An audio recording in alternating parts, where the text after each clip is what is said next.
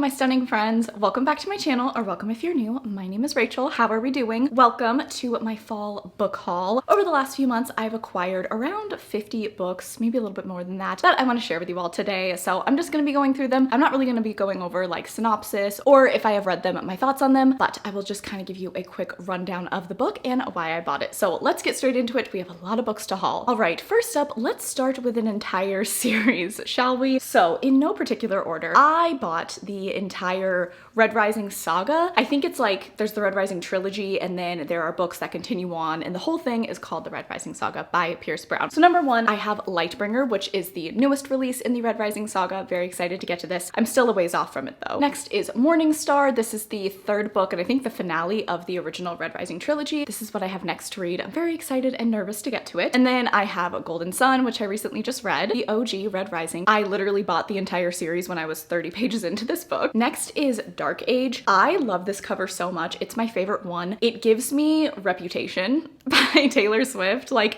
Pierce Brown was in his Reputation era when this cover was designed. It's absolutely stunning. And then finally we have Iron Gold. Next up we have The Bone Shard Daughter by Andrea Stewart. This is an adult fantasy I've heard good things about. I've heard that if you like puzzles or very like intricately woven plots with a lot of little things to uncover, kind of weaving their way throughout the story, that you should pick this book up, and that sounded really good to me. Then we have The Curse of Saints. This is, I'm not sure if it's YA or adult, but it is your classic Fanro setup. We have a girl with hidden powers. She has to team up with the captain of the guard to kind of figure out what's going wrong in the kingdom. The two of them have an enemies to lovers arc, and our main character discovers her powers. I think this sounds really exciting. I haven't even read it, but that's just kind of like I know where the story goes. It's a very classic setup, but I've heard really great things about this book, so I'm excited to try it. Okay, next up we have another series, and I believe this is interconnected standalones. I'm pretty sure. The first book is Half a Soul by Olivia Atwater. This is a historical fantasy romance. It is so good. If you combined Bridgerton with Emily Wilde's Encyclopedia of Fairies and then put a dash of The Cruel Prince, that is what this book is. It was really cute, really well written, and a very beautiful romance. And then after reading this, I decided to pick up the other two books in the series. So we have 10,000 Stitches and then Long Shadow, and I know that one of these is sapphic, and then the other one is a love story between a housemaid and just kind of a man in high society. So I really liked Olivia Atwater's writing style with Half a Soul, so I'm excited to read these other two. The next book a part of my haul is Fireborn by Rosaria Munda. So this is a dragon book, which I'm very excited by. I've heard this compared to Fourth Wing a little bit. I heard it's kind of more YA. I'm curious to see what I think of this book. I've seen really wonderful things and then I've seen not so great things, so I'll be curious to see where I fall, but I was curious enough about the plot that I wanted to try it for myself. Next up is Longshot by Kennedy Ryan. This is the first book in the Hoops series, which is a contemporary romance series. I really like these two books that I've read by Kennedy Ryan. I've given them I think 4 and 5 stars, so I really like her writing style, and I feel like the Hoops series is very iconic. It's a very well-loved series by her, so I'm excited to try this. Next up, I'm so excited about this book. You are going to see some like special editions or just additional editions of books that I already have because I do love collecting books, but I saw a few of my friends pick up this edition and I had to grab it because it is so beautiful. So this is the UK paperback of The Night Circus. I think this is so stunning. I am so excited by this cover. The spine is beautiful. The Night Circus is one of my favorite books of all time. It is so whimsical, so magical, so beautifully written. I just wanted to pick up another edition of this book because I absolutely love it. I do want to do a reread during the holiday season. The Night Circus is not a holiday book. It doesn't have like a Christmas or holiday storyline at all, but the first time that I read The Night Circus was during the holiday season. I was sitting next to my Christmas tree while I was reading this. It was such a vibe. I want to recreate that again. So I do think that I'm going to reread this. This is such a magical book. 10 out of 10 recommend. Next up is Falling Kingdoms by Morgan Rhodes. I don't know too much about this book. My friend Nadia really loves it. I know Olivia from Olivia Reads a Latte really enjoys the series, and hearing their praise for this book, I just decided to pick it up. So on the back it says treacherous betrayals, secret alliances, unforeseen murders, and forbidden love. That all sounds fabulous. I'm excited. The next two books I have are Heavenly Bodies and then Fallen Stars. I recently read Heavenly Bodies. It's an amazing celestial fantasy romance. One of my favorite books of the year, one of my favorite fantasy romances I have ever read. The romance is fantastic, the plot is fantastic, the world building, everything is perfect about this book. And then the second book, Fallen Stars, I have not picked this up yet. I'm really excited to though. I think that this is going to be really fantastic. After the ending of Heavenly Bodies, I'm scared but very excited to see where the story goes. Next up, we have Foxglove by Adeline Grace. This is the sequel to Belladonna. I read Belladonna last year when it came out and I absolutely loved it. It was a 5-star read. I also think I put it on my best books of 2022. I was really impressed with it. It's a paranormal romance with a murder mystery, and it was just so good. The writing was really beautiful, so I was very excited to pick this book up. But I do have to say I was pretty disappointed by this installment in the series. I just don't think that it holds up to Belladonna. Also, I know I said I'm not going to be doing a wrap up, but here we are doing a wrap up. So those are my thoughts on Foxglove that you guys did not ask for. Yeah, this book was disappointing. It's really beautiful though, and I am gonna keep it just because I do plan to read the whole series. I am gonna read Wisteria when it comes out, and I want Belladonna and Foxglove and Wisteria on my shelves because these books are very beautiful. Next, another very exciting edition of a book I already own is House of Earth and Blood, Crescent City by Sarah J Maas. So the paperback of House of Sky and Breath is coming out Tuesday, actually. And for that release, Barnes & Noble is doing special editions of House of Earth and Blood and House of Sky and Breath. I haven't got House of Sky and Breath yet because it is not out, but this one was out when I went to Barnes the other day and I had to pick it up. Look at how absolutely stunning. This is a literal work of art. It belongs in the Louvre, and I am just so happy to have this book. I'm actually going to be doing a reread.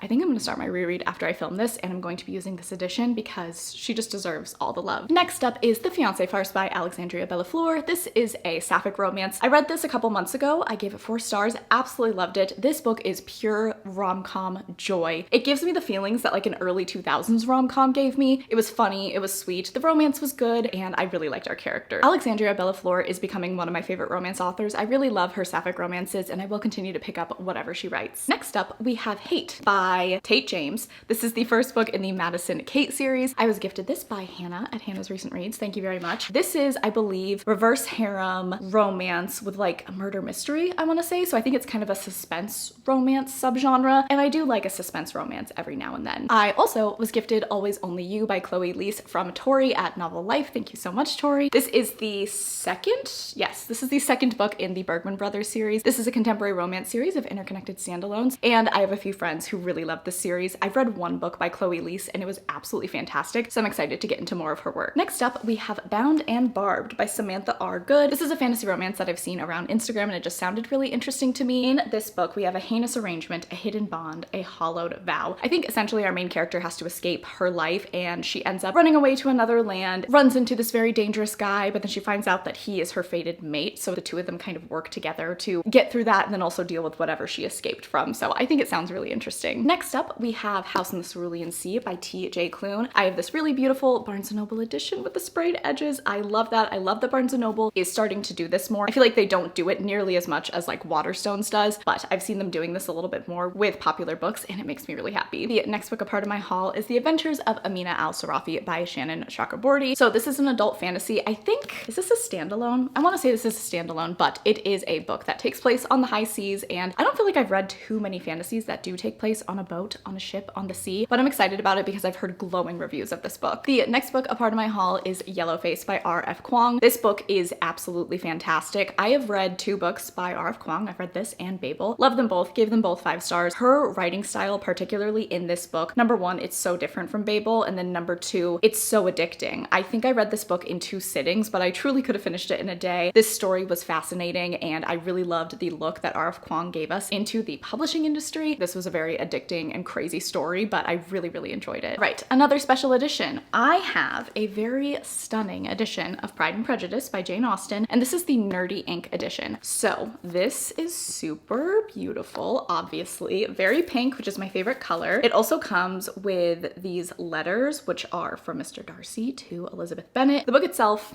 is really gorgeous, and there's art throughout. Let me find one. We have these kind of at the beginnings of chapters. Really, really stunning. I have a bunch of editions of Pride and Prejudice. I really love that book, and the movie starring Keira Knightley is, once again, work of art, belongs in the Louvre. So I do tend to pick up additional copies of Pride and Prejudice when I see some that are very special because I just really like the story. I have a new release, which is Rouge by Mona Awad. I absolutely love Bunny by Mona Awad. It's one of my favorite books. I think it's absolutely brilliant. And when I heard the plot of this next book by her, I was really intrigued. It is a little bit about like vanity and aging and youth and all of that, but of course there's going to be a very interesting and quirky Mona Awad spin on that. I have also seen some people say that it does sort of give similar vibes to The Picture of Dorian Gray. Not really plot-wise, but just like kind of those similar commentaries that happen in that book. And The Picture of Dorian Gray is my favorite classic of all time. I love it. So when I heard that, I was really excited. And I just love the way that Mona Awad writes and paints a very weird story. So I'm excited for this. Okay, this next book, Prized Possession Level. To preface, I saw this book going around on the internet years ago, and it was a limited edition, and I don't know if you could get it in the US. If you could though, you had to be a part of this like subscription service that I hadn't heard of, and it was a whole thing, and I realized it was gonna be difficult to get my hands on this book. But I always thought it was really pretty, and I was like, oh, if I can ever get that book one day, I wanna do it. But then I went onto Abe Books and I saw it and I was like, oh great, and it wasn't for like a crazy price or anything. So I picked it up, and that is the Faber Members Edition of Normal People. I think this edition is really cool. I love the spine. It gives like classic, which Normal People is a classic in my mind. On the back, it has one of the greatest literary quotes of all time, which is, I'm not a religious person, but I do sometimes think God made you for me. Kill me. I love that quote. And it has really cool end pages. So it says normal, and then at the end of the book, it says people, and I absolutely love it. I love this edition. I think it is so cool. I think it is so beautiful. I'm going to be reorganizing my bookshelf soon, and this will be getting a spotlight because it's what she deserves. All right, so the next book I have is the original paperback of House of Earth and Blood. I bought this before the special Barnes editions were announced, like way before, because I was like, oh, I want a paperback edition of that book, so when I reread it, I can just use a paperback as opposed to my hardcover, because the hardcover I have has like Bible thin pages, and it kind of makes me nervous when I read it. So I picked up a paperback in order to reread in the future. But then those beautiful editions came out months later, and I was like, well, I gotta have that. Like, I have to buy that edition. So I have 2 paperbacks of House of Earth and Blood. Not really mad about it though. I absolutely love this book. It's definitely up there for my favorite book of all time. Could possibly be, depending on the day. So now I have 2 paperback editions of Crescent City. The next book a part of my haul is Slaying the Shadow Prince by Helen Shore. So this is Helen Shore's edition of the Mortal Enemies to Monster Lovers series. A bunch of indie authors came together and put their own editions of fantasy romances and put it all together in a series, and basically the theme was that the love interest would not be a human man. So our love interest is a shadow prince, and this is actually, so it is a standalone, but it's also, I believe, a prequel or just connected in some way to another book that I'm gonna haul here, which is Blood and Steel by Helen Shore. I'm actually reading this book right now. It's going very well. I'm really enjoying it, but I believe that you read this book first and then you can read this one as well, and I think that it gives you a lot of world building, backstory, Easter eggs for things that are going to happen in here. So I've heard to read this and then read this and then read the newest release, which is Vow and Ruin, I want to say. Next up is Daughter of Smoke and Bone by Laini Taylor. I will say I do find myself very slowly like unlatching from YA fantasy. There are a few exceptions. There are a few YA fantasies that I enjoy that I do want to continue on with, but I think as far as going into backlists and all of that and books that have been out for a really long time, I'm kind of finding my interest waning a little bit, but I've heard really fantastic things about this series. I've heard that the romance is super well done, and I read, what's that book by Laini Taylor?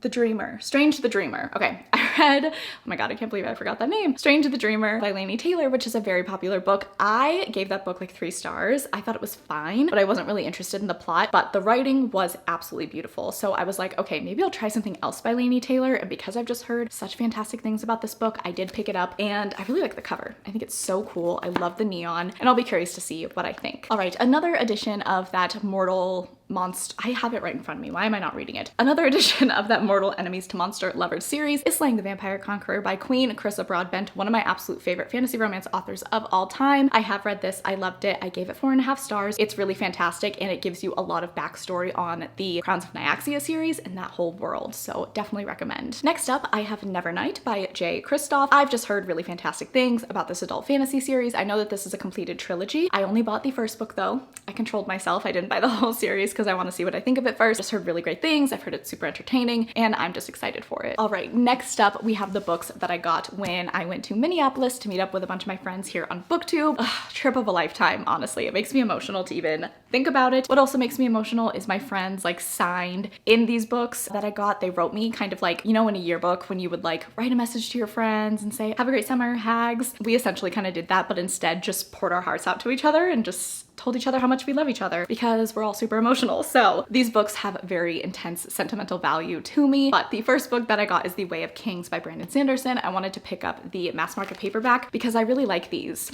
I think they're cute. I love how compact and thick they are. I don't know why. I'm just was super into these. I'm almost done with the Mistborn series, and then I do plan to pick up The Way of Kings as I continue on in my Brandon Sanderson journey. I ended up picking up Oathbringer by Brandon Sanderson. This is the third book in the Stormlight Archive, so I am missing the second one, but I just wanted to pick this one up because it was there. And then another one that is signed is The God of Endings by Jacqueline Holland. So I purchased this because Kara read it. Number one, she said if you put Addie LaRue and then A Dowry of Blood together, that's what this book would be. And I was like, ooh, that sounds really good. And also because this was a local Minneapolis author that Kara actually knows, so I wanted to pick this up because she spoke so highly of it, and I'm excited for this. I feel like this will be a really good fall book. The next set of books that I have, a part of my haul, is the ACOTAR series in paperback. So I do have two hardcover editions of the series, but they are in like special dust jackets, and those are more collector's items for me. They are to be displayed. I don't really want to touch them or mess with them. They are perfect. They are art. They need to be left alone. But I am a huge rereader. I really like to reread my favorite books. So that is why I bought these, so that I can read these and I can annotate them. I can crack the spines. I can have a grand old time and reread the paperbacks, and then just leave my nice pretty hardcovers to be on display. Next up, I have Reign of Shadow and Endings by Melissa K. Rorick. This is the first book in a new dark epic fantasy romance series by this author. She wrote another series that I wasn't super fond of, but I see the potential. I see that I could like her books. I just didn't quite get there with her Lady of Darkness series. So I do want to try her new series because it sounded really good to me. Next up is Five Survive by Holly Jackson. This is a YA mystery. I really like Holly Jackson. She, of course, wrote the A Good Girl's Guide to Murder trilogy, which I think is an absolutely fantastic trilogy. And so anything that she comes out with, I'm going to pick up. And Five Survive, I read this a few months ago during a 24-hour readathon, and it was really fun. Next up is Reckless by Elsie Silver. Elsie Silver is my favorite romance author. I absolutely love her. The Chestnut Springs series, which this book is a part of, is my favorite romance series, and I absolutely loved it. It has surprise pregnancy, which is not a trope that I seek out, but I really like the way that Elsie Silver did it, and I really love these characters. Next, I have A Court This Cruel and Lovely. I will say I started this book, got to page like 100, and then I just set it down. I didn't really have any particular reason to do so. It was just one of those like, I'm not feeling this, I want to read something else moments. So I am going to be picking this up eventually. I would love to know if you've read this. What do you think? How did you like it? It's enemies to lovers, and I was liking the enemies to lovers dynamic. I just wasn't in the mood for this book when I picked it up. But yeah, if any of you have read this,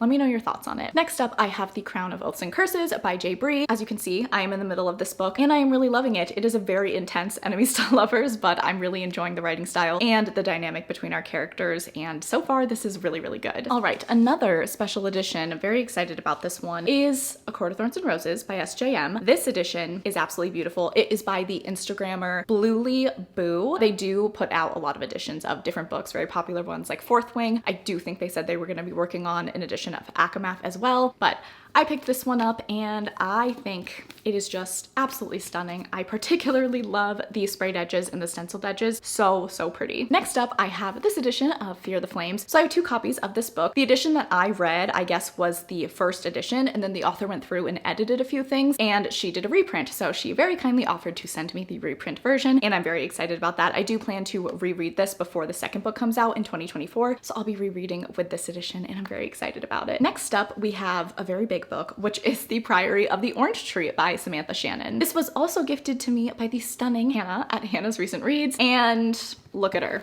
Look at her. This is like one of the biggest paperbacks that I have ever seen, but I'm really excited to try this out. I know that it is sapphic, and I know that there are dragons, which are the two things that attracted me to this book, so I'll be curious to see what I think. All right, Angel Besties, we're at the last stack here. Number one, we have the iconic Shatter Me by Tahereh Mafi. I read this summer, and it was good. It was like a 3-star moment. I have not continued on with the series yet, just because I've been prioritizing other things, but I do want to get through with the rest of the series eventually. But this was fun, and obviously this is a very iconic book. I mean, this cover just screams YA dystopian to me. I enjoyed myself when I read it. Next up, we have a series, the books that are out of this series thus far, and this is the Witch Walker series by Sharissa Weeks. So we have The Witch Collector, which is the first book. I read this. It's a fantasy romance series, by the way. Duh. I gave this 4 stars.